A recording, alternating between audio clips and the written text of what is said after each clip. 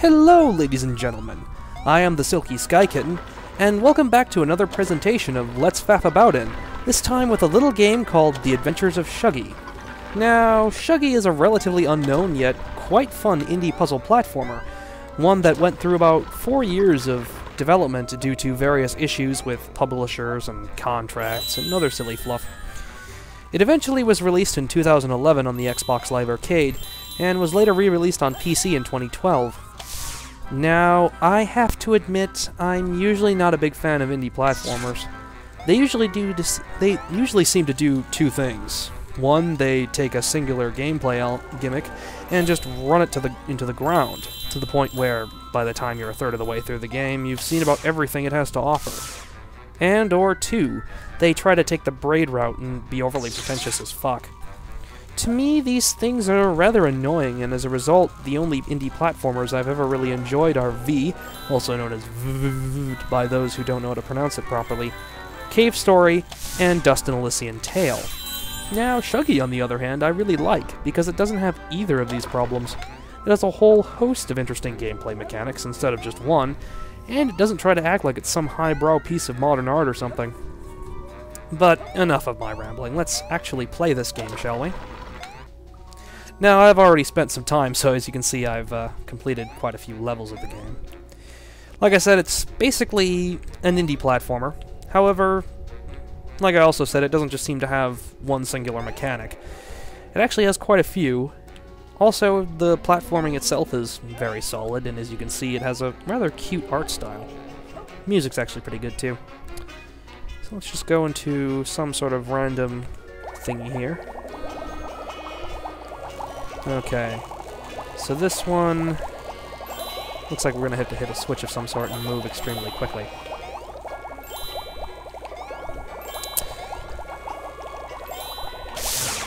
So yeah, the point of each level is basically to collect all of the gems in the level. And you do this by trying to figure out little puzzles. And I think I mucked this one up, actually. I see what you're supposed to do here. Okay. I'm just gonna collect these down here quickly. If I can get up there. Here we go. Okay, so I see what you have to do here. So yeah, it's a little bit of a... Yep, I see what you did. Okay. So wait until he's going in the other direction. Run like hell. There we go. Haha! Success.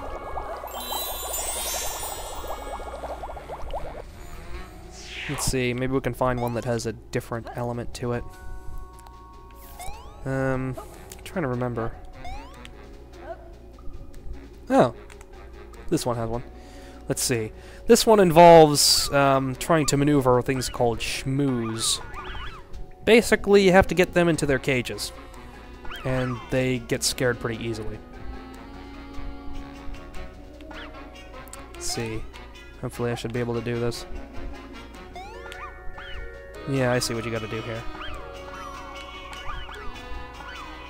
Like I said, it has a rather cute art style. Sort of comic booky-ishy. With some, you know, cuteness to it. I mean, I really like it, at least.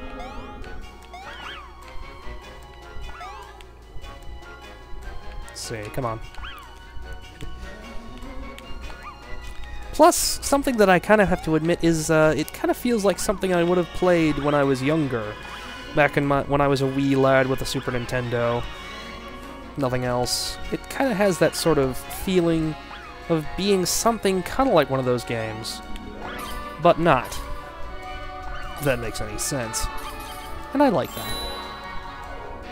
So, we almost got this. Yep. Just gotta collect those last few gems. And we're done. See, hopefully I can run it. I can't remember. There's a few levels with a very interesting mechanic that involve... Not this one. Maybe I should go to the gallery. See if I'll run into a new level there.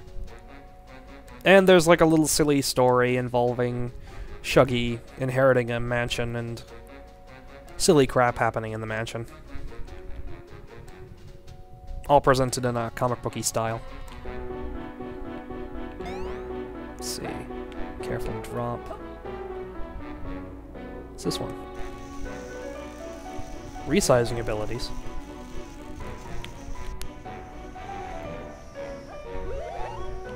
Okay, this is actually something I haven't encountered before.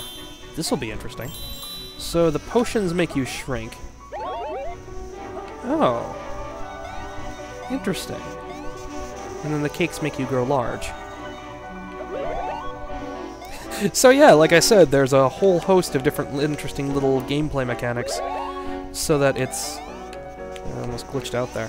So that it doesn't, you know, feel like it's just one singular thing over and over and over and over and over.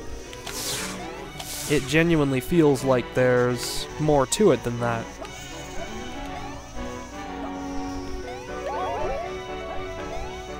Which is nice. And a lot of these gameplay elements are actually pretty interesting, like this shrinking and resizing and stuff. It actually genuinely makes the game fun. And feel clever, compared to a lot of games. See the right way. Stay in the hot zones to open the doors. Oh, this is another interesting one. These are levels that basically involve trying to control multiple Shuggys. So basically the point is you gotta swap between these multiple Shuggys in order to complete the puzzle somehow.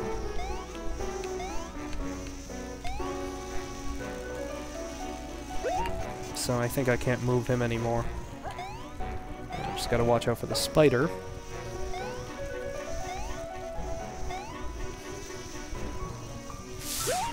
There we go. This'll be easy now.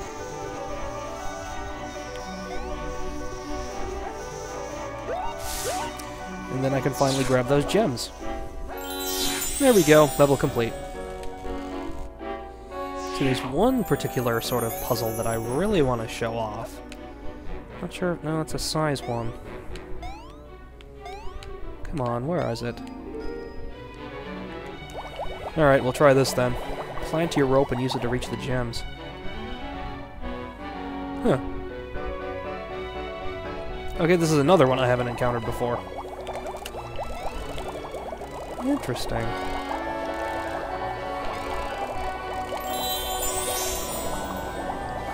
So yeah, there's... I've already completed an entire section of the game, and there's already a bunch of new interesting little gameplay mechanics that I've never seen before. Come on, where's a time one? There's a really cool puzzle one that it basically involves time, and... No, it's not it. Okay, fine. It's all a matter of size. Oh. Oh, this is cool. You switch between different sized Shuggies. But yeah, like I was saying, there's some puzzles that have a very interesting sort of mechanic that involve time travel, basically. And the point is, every so often the clock resets, and you have to...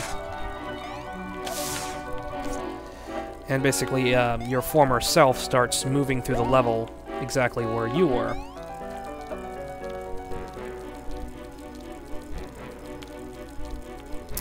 And you can't touch your former self, otherwise you will die.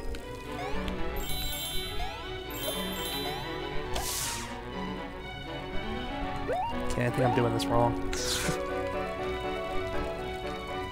But yeah, I haven't encountered one yet. Maybe I'll just have to look for one after I'm done with this puzzle.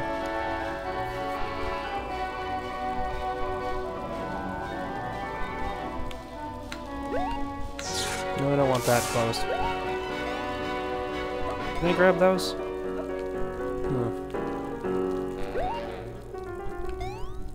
Yeah, it's starting to go down. Okay, I think I just need to position you over here. You... Watch out for the spider. You, I'm gonna need to position right here. There we go, now I can move Mini Shuggy over there. Can't seem to get, Oh, I think I have an idea. Over here. If I can fit you... I think I can fit you in here. Yes, I can. And in Medium Shuggy, ride up the elevator and grab those last 2 gems. Great success. Okay, please tell me a time one is opened up. No, it's a swinging one. What about over here? Oop. I think this is one of them. Yeah, this is one of them. So basically you have a preset amount of time, and eventually that clock will reach the top, and then your former self will spawn where you started out. And the whole point is, you have to try and complete the puzzle without hitting your former self, as you can see. Because your former self will kill you.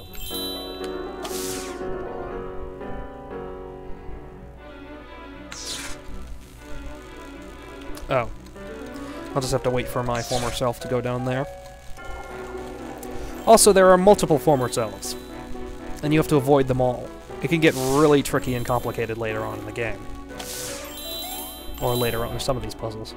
I know for a fact some of these puzzles are just plain old frustrating sometimes. Just how complicated and crazy they get. I think we're just gonna hide down here. Wait for my former self there to go up there. Hope that the gate doesn't close. Close. Okay. So then... I'm assuming... Oh, I gotta wait for that. Come on, please don't. Okay, oh shit, I'm not gonna have enough time, am I? Okay, this is just... I'm gonna have to do this quick.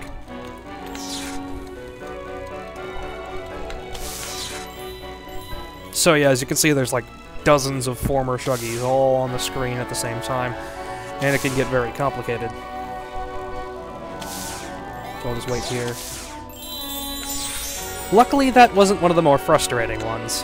There are some of these that can get rather frustrating and annoying, to say the least, which is a little bit of an unfortunate part, but...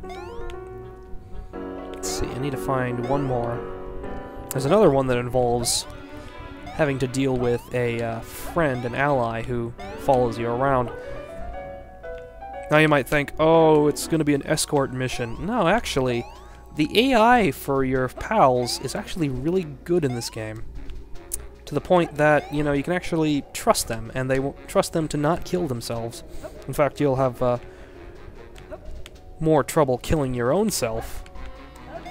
You have more of a chance of killing your own self than your friends will have a chance of killing themselves. So, it's time twist. Just going to show off one more puzzle. There are plenty of other little puzzles and gameplay elements and such that I'm not showing off here just because, well, I don't want to show off everything this game has to offer. And as you saw, I haven't seen everything this game has to offer. I think this is one of them, teamwork.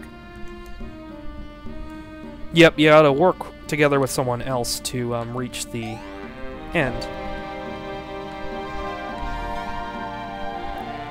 And as you can see, there's a little time limit on top. Basically, because I've already completed this, it shows how much time is left compared to my previous time. You know, to see how... just to help beating it. Like I said, as you can see, the ally, the friend, is actually quite competent. They're probably on a pre-scripted path or something, but it still is kind of nice to see a game that it doesn't feel like you're on a crappy escort mission with somebody who doesn't know what the hell they're doing. I mean, as much as I loved V, that's one of the problems I had with V, is some of the some of the levels involving trying to escort someone, and they could get rather frustrating.